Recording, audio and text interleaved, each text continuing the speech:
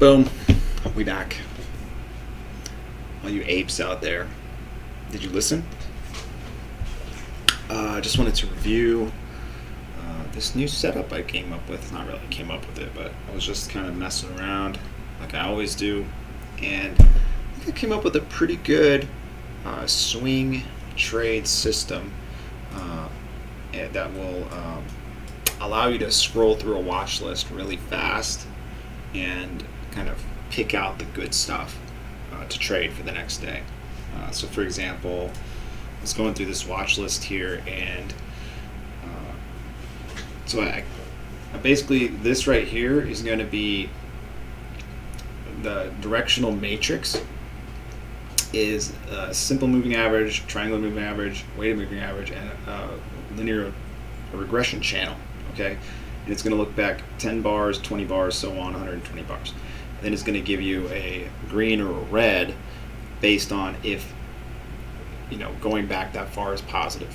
Okay, so what we want is all green, easy. So you can just scroll through. For example, I'll show you some other ones that aren't all green. And the price action is essentially aligning with the fact that it's not, not positive. So, for example, this Google, Bark. I'll explain Bark maybe if I remember. Party, and so I'm just kind of prioritizing them based on the daily chart setup. Essentially, what ended the day the most bullish, and we're going to just look at it. So Google. And we talked about Google in the last video, and SPY, you can't kill SPY. It's just it's never going to go down again.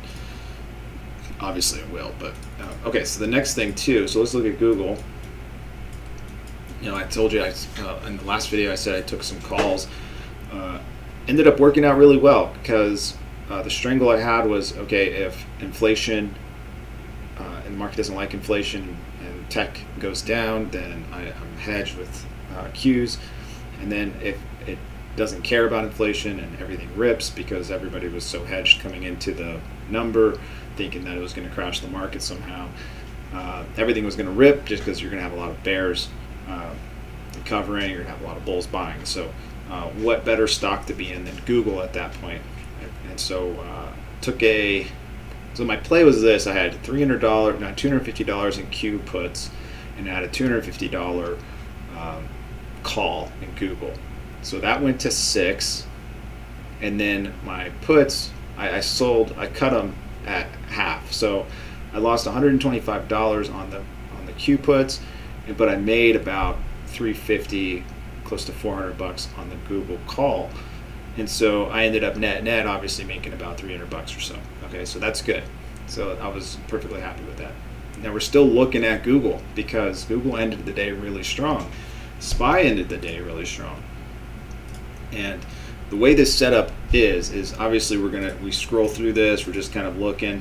Another thing too that I like is that TradingView has this indicator here that is actually going to give you buy signals based on the moving averages and the oscillators and those kind of things. So, and what that's relating to is this right here, where you got your technicals, and this right here is pretty nice because it's going to give you all the everything everybody uses for the most part, all the basic indicators, the oscillators, the moving averages. Is going to give you buy and sell signals based on time periods. Okay. So you can see here that it's a strong buy on the moving averages. The summary is a strong buy, but the oscillators are neutral. So it's just going to tell you that. And what I like about this is you can actually you can track the divergences, so to speak.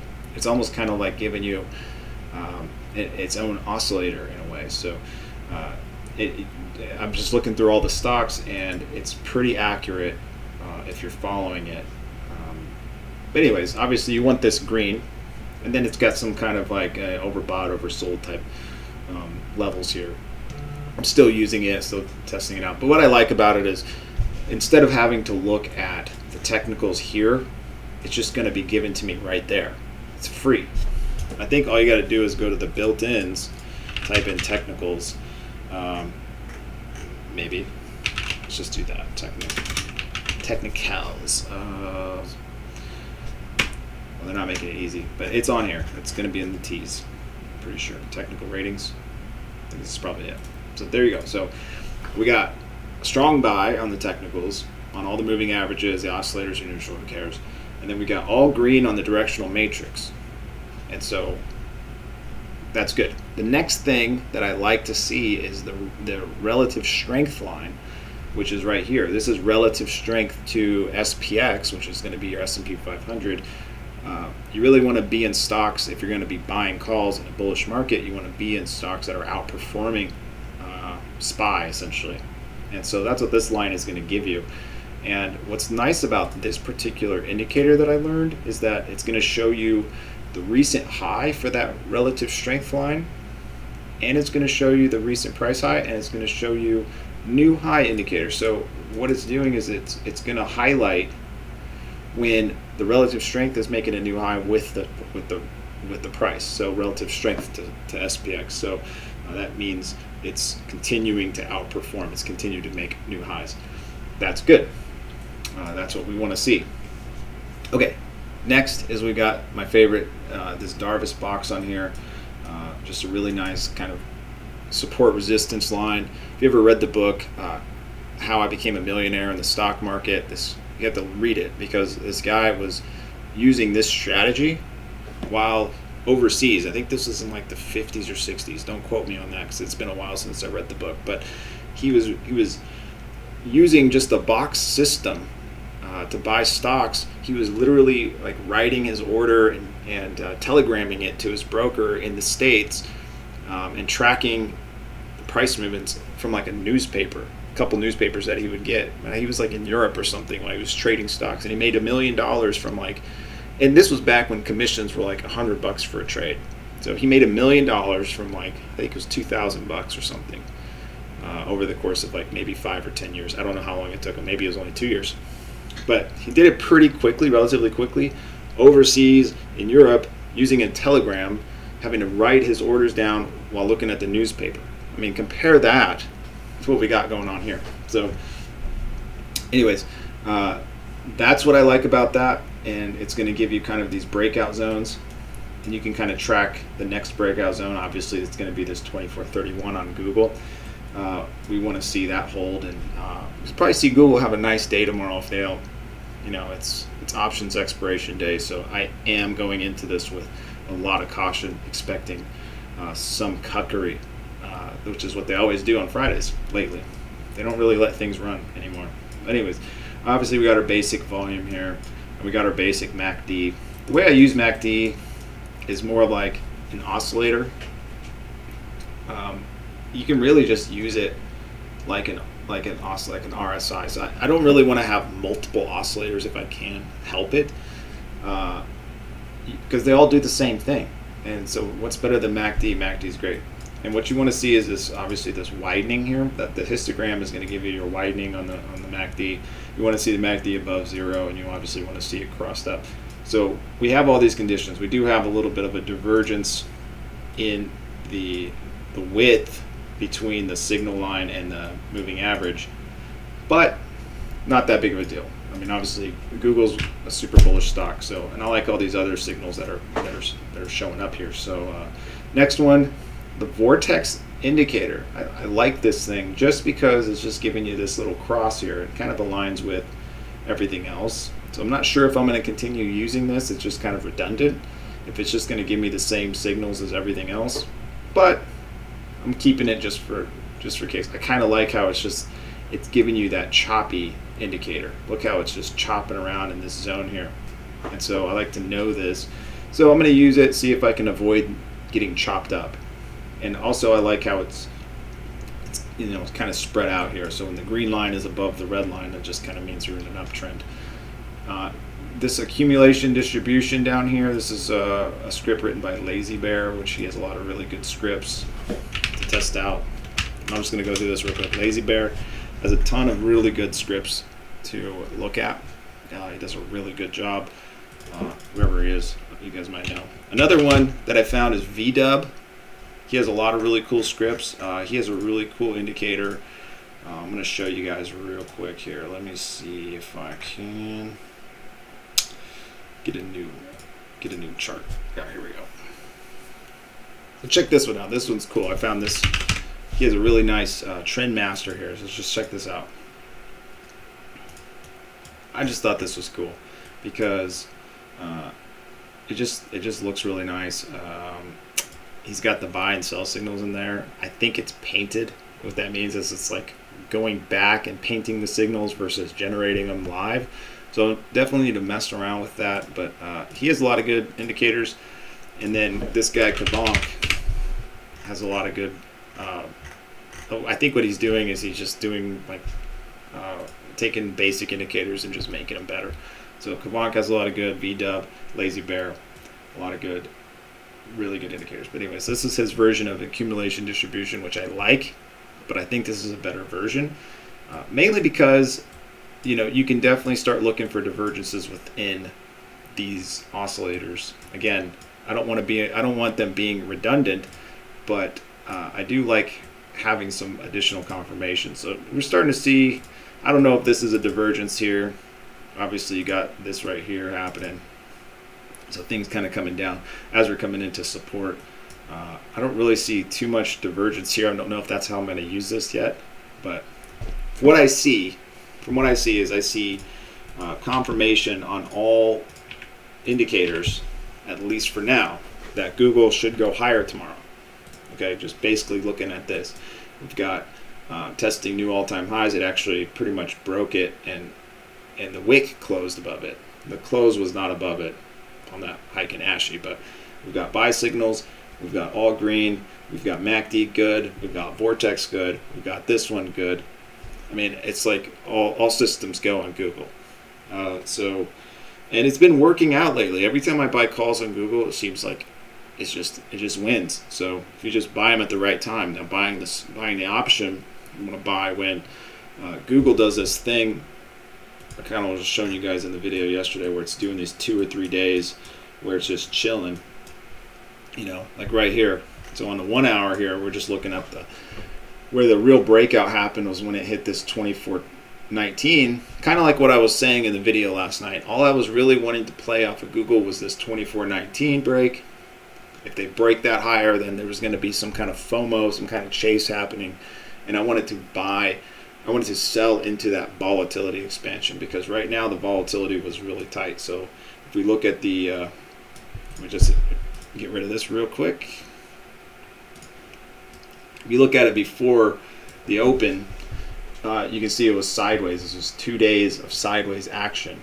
And so all those premiums for the options are contracting to a little tiny bit of premium, because there wasn't a lot of expectation for a move after 2 days of consolidation. The options are based on probability with it's a mathematical function based on time to expiration. So your Fridays it's coming really close. Theta's kicking in Wednesday and Thursday. You got 2 days of Tuesday and Wednesday. You got 2 days of consolidation into the CPI number. So it was just a really good setup. And that's kind of what I thought was happening. And then they broke it out. So now we've got some confirmation. So now we're going to try and continue and roll with Google. If it just wants to keep ripping, we're just going to keep buying calls. So in the morning, I will be looking at Google, and this is kind of my day trade setup. Here's what Google looked like during the day, and I'm kind of just tracking it here.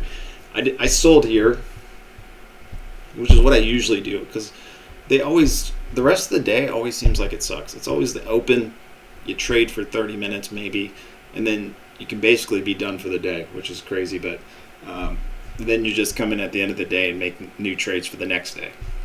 And I think that's kind of my strategy that's been evolving, is just buying at the end of the day and selling at the open. It seems like it's the best way to play options. But it's kind of annoying because you got to hold the position overnight. But if you're buying them super cheap, then you're risking less. Then it's not as big of a deal, especially if you're trying to buy some time. Tomorrow I will be looking at Google calls for sure. So we want to see how it opens. Obviously this 24.34 needs to hold. It broke over that in the after hours, which is good. What I expect in the morning is a move something similar to this right here. what they like to do is they like to come in, take out all the stops, and it's some kind of sick market maker move. I don't know what they're, I don't know what people are waiting on here. Why don't they just let it go? But they take out all the stops and then they rip it. They get you thinking it's going to break down, and then they take it to the cleaners essentially. But that's what I'm going to be waiting for. I'm going to be waiting to see how this 24.34 holds, sells the previous high a day, and then you obviously got this this level here, which is what it hit in the pre-market, so you want to keep an eye on that. And then basically we want Google to be, we want to catch a move, maybe like a 1 or 2 hour move to the upside on Google, most likely. Now we're just option strikes. We just care about the 24.50, the big option strike, the 24.45, 24.40, which should be taken out relatively quickly, and then that's basically where it's trying to run up into. These are just going to be where on OPEX, which is options expiration on Friday, this is going to be where people, where the market makers are going to be trying to pin the stock on a certain price range. You'll see it all the time. If you're looking for the pins, you'll see like all these stocks just kind of drifting towards a strike price. And so I don't know where that pin is going to happen, if it even does happen. I don't know. Does Google have an 80-point day? I mean, I was kind of hoping that was going to be today, but it was the market, as it hit all-time highs, pulled back really hard, and that kind of slowed the momentum on Google. But I think if SPY can get going, I think this is going to be a really good trade if SPY gets going. Now, obviously, you got to be prepared for whatever. So I don't have any position in Google here because I'm not sure what the market's going to be trying to do tomorrow. I want to see how SPY reacts. So if I see SPY performing well, then I want to be in Google calls, and I'll probably be in them for next week, just because I don't want to play options expirations. There's too many games that go on there, and I do want to try and swing something over the weekend with it too. So anyways, that's the video tonight. Hopefully you guys made some money today. Remember, don't be an ape, okay? Start thinking in probabilities and start planning your trades ahead of time. And so this will probably be like maybe one of my only trades. I do have a ton of AMC puts, and they're running it up in the after hours. I don't know what they're going to do with AMC, but I definitely was expecting downside in AMC. So here's the swing. So it actually set up a sell signal on the daily. So I don't know how this is going to perform. We got some support at 36. You got some support at 35 or 34.50.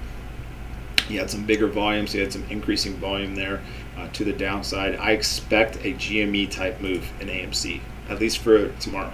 So tomorrow, if it does do that, I will be trying to buy the dip at the end of the day. Or if I notice the low of the day, then I'll be looking to close out puts and roll those profits or some of those profits into buying just AMC shares. Maybe a call or two. So that's it. Hopefully you guys like this layout. If you do, just go look at this here. Okay, just look at these. I'm not going to put the link in the description or anything, just in case I delete this, which is very likely. But you can look at it. You just add these indicators on there, color them however you want to, and then you can have a setup similar to this. You got to be able to have a TradingView Pro, I think, to have up to 10 indicators, which is, if you have more than 10 indicators, you're probably doing something wrong. But anyways, peace.